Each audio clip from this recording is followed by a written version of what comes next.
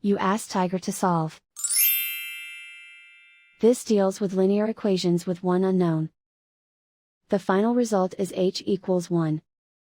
Let's solve it step by step. Simplify the expression. Group like terms. Simplify the arithmetic. Group all h terms on the left side of the equation.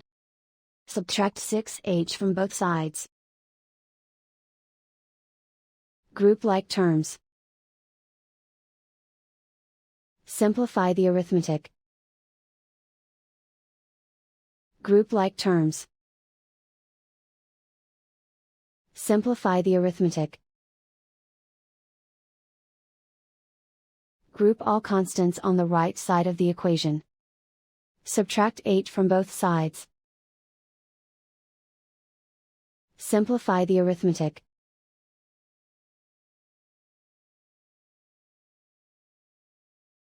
Isolate the h. Divide both sides by -18. Cancel out the negatives. Simplify the fraction. Cancel out the negatives. Simplify the fraction. And so the final result is h equals 1.